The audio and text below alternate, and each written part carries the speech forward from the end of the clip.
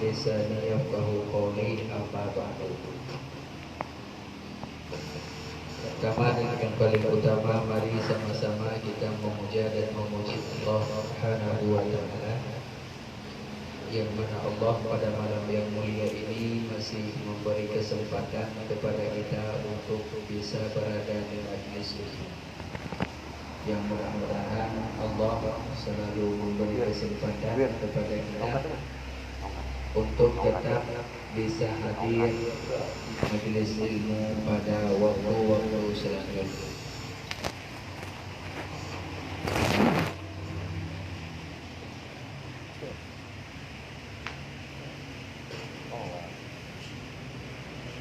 Salawat dan iring salam tak pernah henti-hentinya kita limpah curahkan kepada junjungan alam Rasulullah Muhammad sallallahu alaihi wasallam, kepada para al dan sahabat-sahabat beliau sekalian, kepada para tabi'in, tabi'in, ulama mutaqaddimin, ulama mutaakhirin, sampai kepada ulama-ulama yang muktabar di sisi Allah Subhanahu wa Ta'ala. Yang kami muliakan seluruh para jamaah sidang majelis pengajian yang dimuliakan Allah Subhanahu wa Ta'ala. Insyaallah pada malam yang mulia ini kita wajib paham tentang hukum menyangkut dengan perempuan. Namun tidaklah terlepas daripada tanggung jawab kita sebagai seorang laki-laki atau suami. Karena kullukum ra'in wa kullukum mas'ulun an ra'iyatihi. Urusan perempuan kita yang bertanggung jawab di hadapan Allah. Maka pada pasal ini musannif ingin menjelaskan kepada kita tentang hukum haid pada perempuan. Na'udzubillahi minasyaitonirrajim. Bismillahirrahmanirrahim. Faslun, bermula ini suatu pasal pada menyatakan sekurang-kurang haidnya seorang perempuan.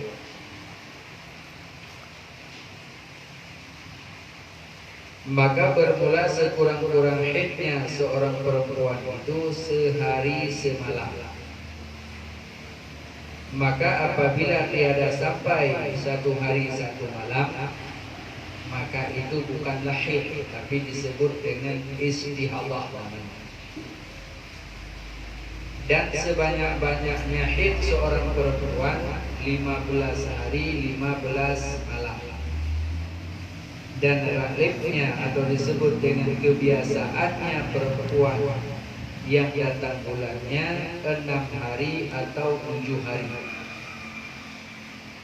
Kemudian selanjutnya sekurang-kurang suci antara dua haid itu 15 hari.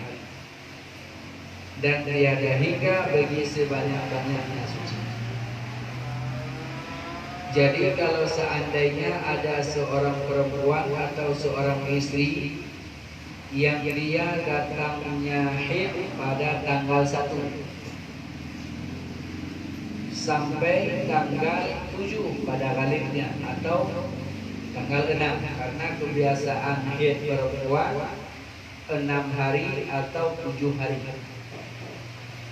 Maka pada hari yang ke-8 apabila haidnya 7 hari, hari yang ke-8 dia sudah mulai mandi dan sudah sholat kembali seperti biasa.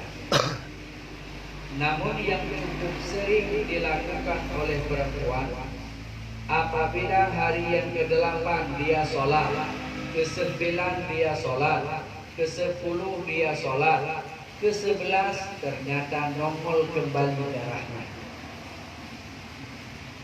Maka apabila rata-rata kita tanya pada perempuan itu yang datang pada hari yang ke-11 itu, adakah ibu ada sholat? Adakah istri kita ada sholat? Ini yang jarang sekali dipahami oleh perempuan. Yang ujungnya perempuan tidak sholat itu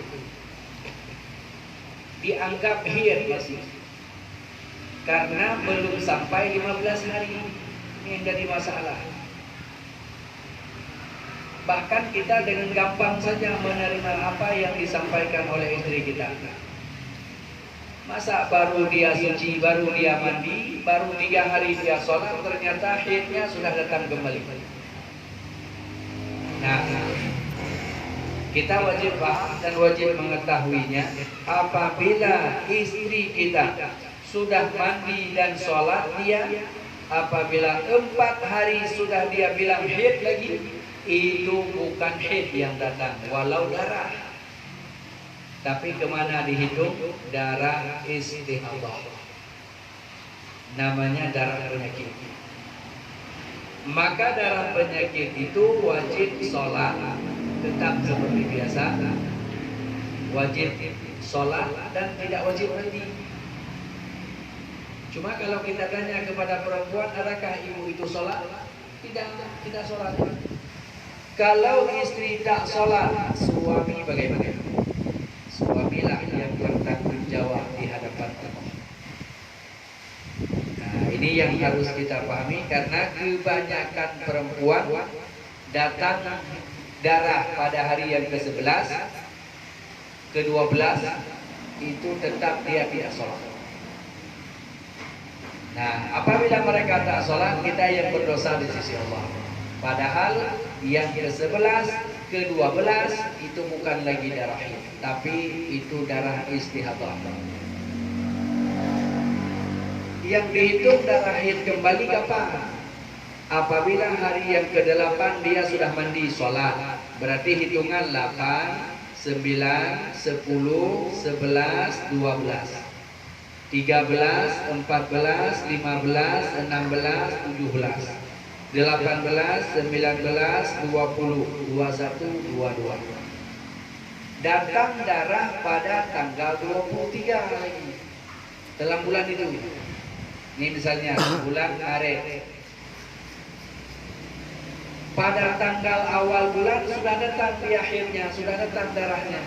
Tapi nanti datang lagi pada tanggal 23.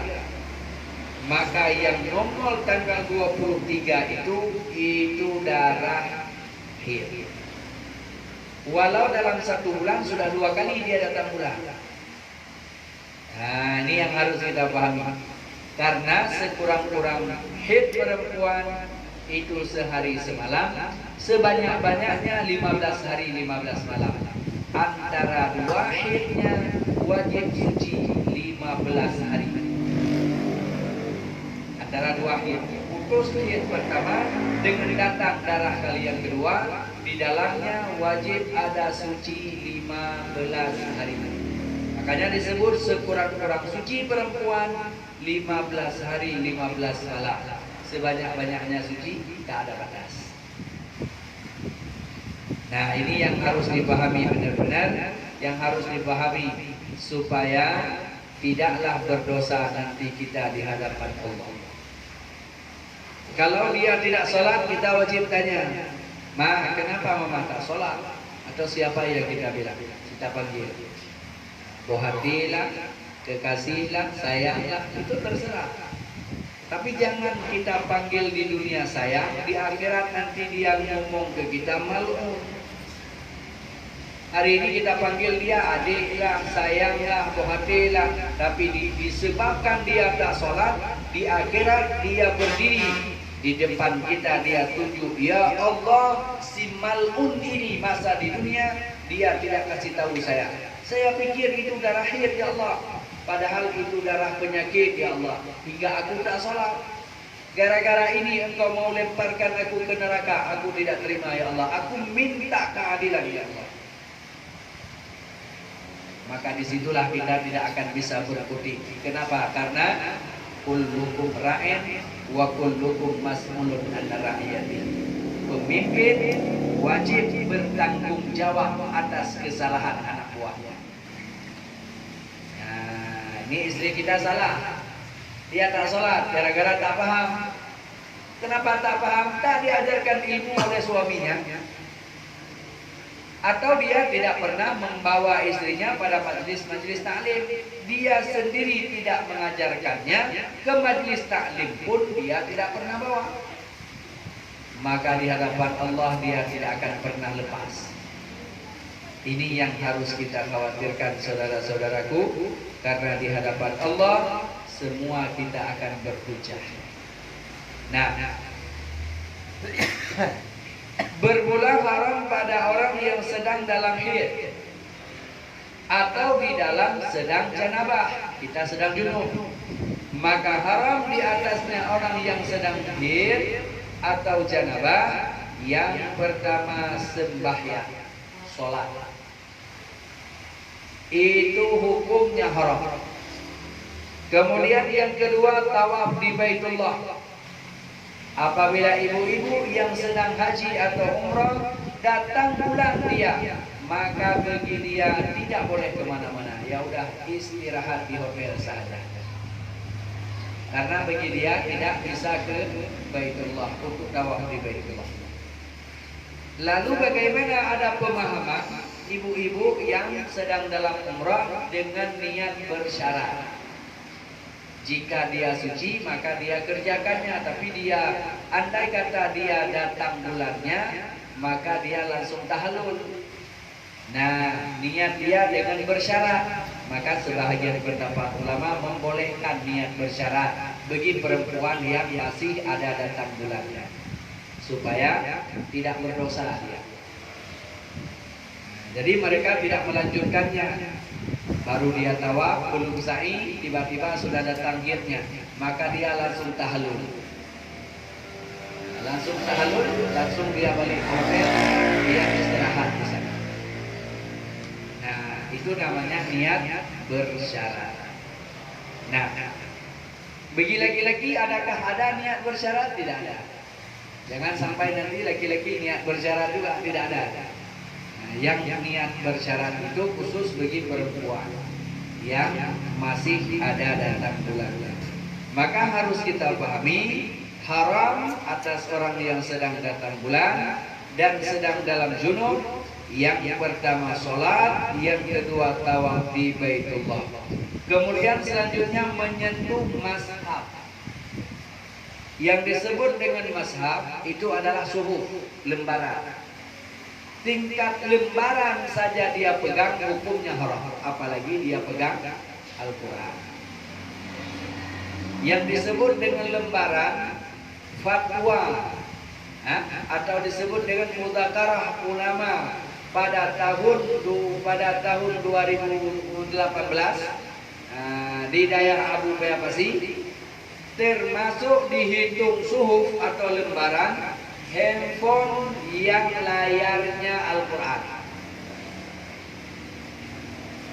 Bila misalnya handphone ini kita layarkannya surat Waqiah, kita angkat handphone yang tertulis surat Waqiah, maka apabila kita sedang dalam junub hukumnya haram. Maka apabila kita sedang dalam keadaan tidak berwudu hukumnya haram. Tapi kalau tidak nampak itu tidak mengapa, dihitung batiniah. Tapi kalau sudah nampak layarnya, maka itu tetap dihitung zahir. Berarti haram kita pegang. Nah, ini yang harus kita pahami.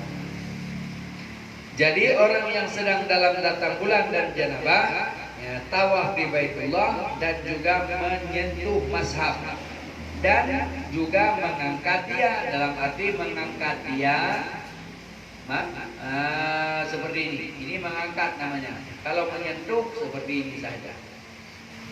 Nah, itu hukumnya haram bagi orang yang sedang dalam datang bulannya dan dengan sebab janabahnya. Kemudian selanjutnya juga haram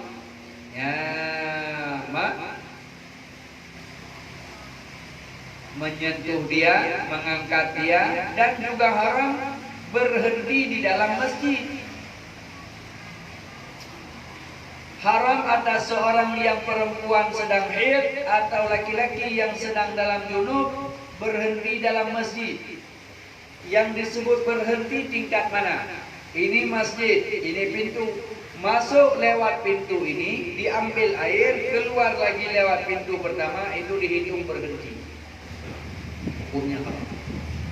Makanya kalau ada orang yang seperti demikian, masuk lewat pintu ini, ambil apa hajatnya, cari pintu lain keluar. Supaya dia terpelihara daripada dosa. Ini penting untuk dipahami caranya. Karena apabila dia keluar lewat pintu yang pertama dia masuk, maka itu tetap dihitung berhenti. Tapi kalau dia masuk lewat pintu ini, keluar lewat pintu lain, disebut dengan lalu. Kalau lalu masih ada khilafiyah ulama. Nah, sebahagian ulama berpendapat haram, sebahagian ulama berpendapat tidak haram. Jadi dalam arti masih ada tempat kita berhenti, masih ada tempat kita berfatwa atau mengikuti fatwa ulama yang tidak berdosa karena beda. Nah, ini yang harus dipahami di saat kita melalui atau berhenti di dalam masjid. Kalau lalu tidak haram sebahagian pendapat ulama, tapi kalau berhenti itu sepakat. Tidak ada yang khilafiyah. Nah, kemudian selanjutnya haram juga di atas perempuan yang sedang datang bulan membaca Al-Quran. Pegang satu dosa, nanggung satu dosa, baca satu dosa. Jadi jangan sampai nanti istri kita sedang dalam datang bulan, datang ke majelis yasinan, dia baca yasinnya dengan alasan, ini yasin kan tidak semuanya tertulis bahasa Arab, ada bahasa Latinnya. Menyangkut dengan bahasa Latin, orang yang tak punya wudu boleh ambil, rusak namanya. Tapi bagi orang yang sedang dalam datang bulan, saya biarnya jangan. Nah, kalau membaca itu lain bab. Membaca satu hukum, haram dosa dia. Karena ada orang membaca tak mesti pegang.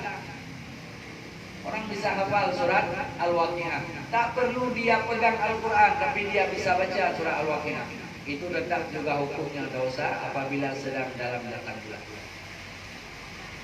Ini yang harus dipahami bagi seorang laki-laki, walau itu yang menjalaninya adalah seorang istri. Nah, kemudian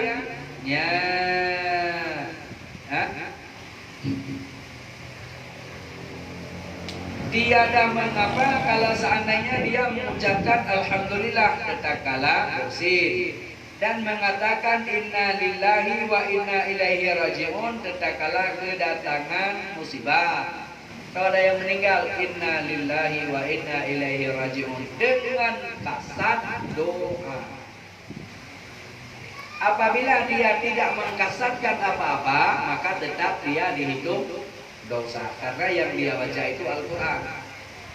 Tapi kalau seandainya dia kasat sebagai doa, maka dia tidak berdosa.